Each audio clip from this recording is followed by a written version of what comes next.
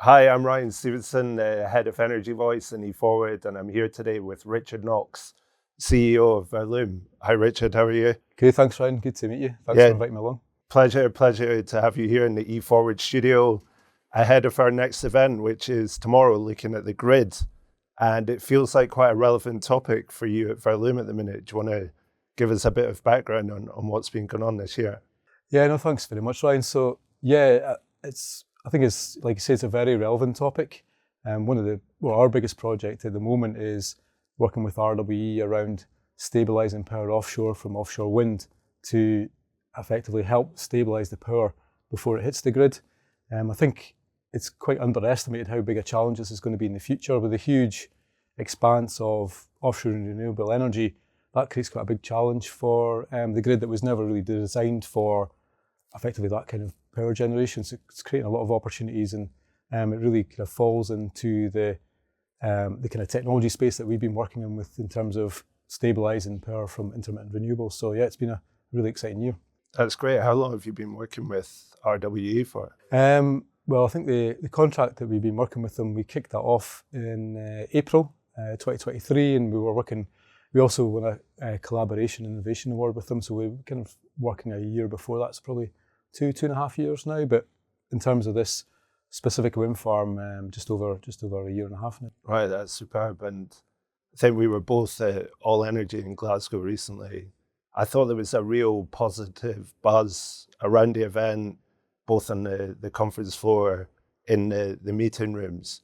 How did you find that, and does it give you confidence about the future of the energy transition here? Yeah, no, I picked up on exactly the same thing. I think that effectively, we're going into the next phase of the industrial revolution, as far as I'm concerned. You've had coal, you've had oil, you've had gas, and then this is a much more diverse mix of producing effectively electrically power sustainably, and it's just gathering so much momentum. It's not really a case of if or when; it's more of what the rate of pace of change is going to be. So, having just as an individual working in the industry, and also just having a company that's involved in that, it's really exciting.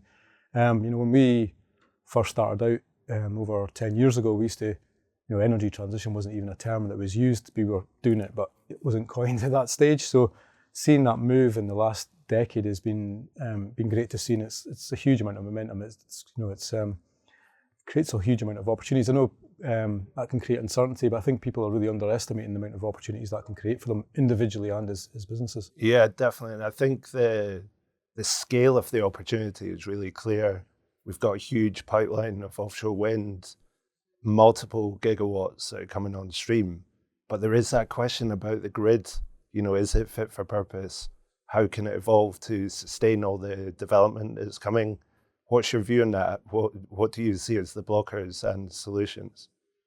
Well, really, ultimately, and it's contained within the report by the National Grid. It's energy storage, some way of balancing that power is critical. Some people question, should that be the demand side? Should it be at the sort of generation side? But really, our view, and it was the same as the view of the National Grid, is it needs to be both. You've got everything from people having batteries in their own homes to help integrate with solar panels and balance power there if they're charging vehicles. Electric vehicles themselves are effectively going to become mobile storage units that can be connected to a smart grid.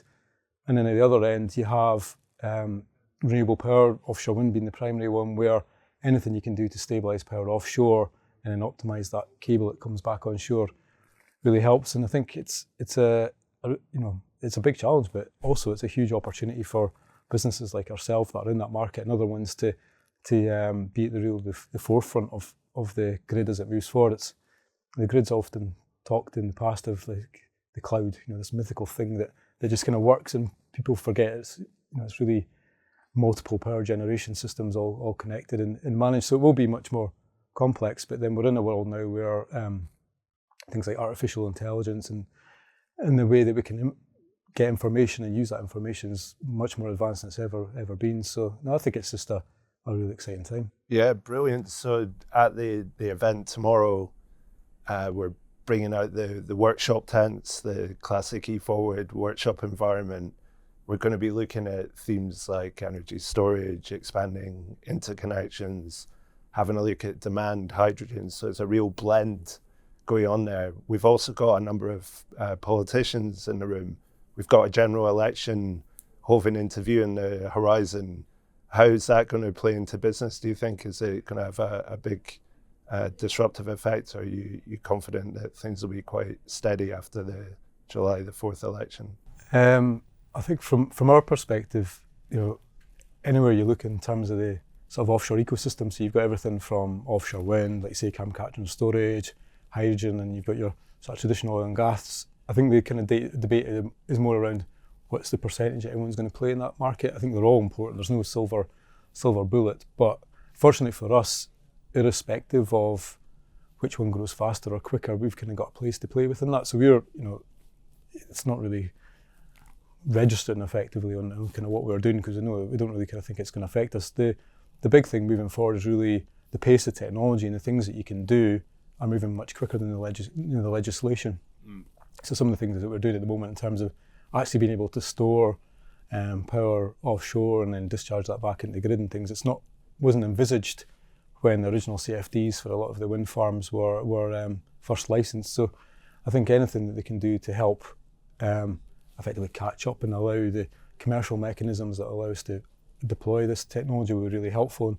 And fortunately, a number of the original offshore wind farms are coming to the end of their CFDs and things. So there's time, and we're at the very early stage and cusp of this. So I mean, anything, the kind of area I always like to point to is just look what they're doing in Holland, in the Dutch market. They're really at the forefront of pushing how the grid should look like in the future, and there's nothing better than really kind of following best practice. So that's the direction I would just point at any politician of any colour. Yeah, brilliant. And then E-FWD, our flagstone principle is really fostering collaboration. We believe the community is essential to drive forward action in the energy transition here in the UK. I know collaboration is really important to you. You've been working with Motion, I believe, recently. You've also collaborated with the Scottish National Investment Bank. Could you tell me a little bit about those collaborations? Yeah, sure. So in terms of our business, we focus solely on sort of power management and storage systems, but that's kind of one element of it. Another key part of it is how you actually generate the power in the first place. So one of the key areas where we started developing our system was with using an intermittent source, so like renewable energy from, we had a big collaboration with Motion Energy, and that was around decarbonising existing infrastructure or helping facilitate carbon capture and storage by providing a power source right at the point, because for likes of carbon capture and storage, the actual injection sites can be as much as 100 kilometres away from any existing infrastructure. So that's a very long, expensive power cable. So we can quite fundamentally change the economics of delivering power and communications with combining the systems. And then I think in terms of collaboration, we're in a market where it's expanding so much that the best use is, in our opinion, is to focus on what you do best and then work with others in the areas that they work best, because it's not we're not at the end of a cycle where people are sort of in a really competitive space, running over, looking at what's left of the market. It's in the completely opposite direction. There's so much, the biggest challenge is going to have the resources and the capabilities to deliver on the energy transition. So, working with other companies is really the way to go in collaborating. And then, likes of the Scottish National Investment Bank, they're an investment fund, so they're an impact fund, sorry.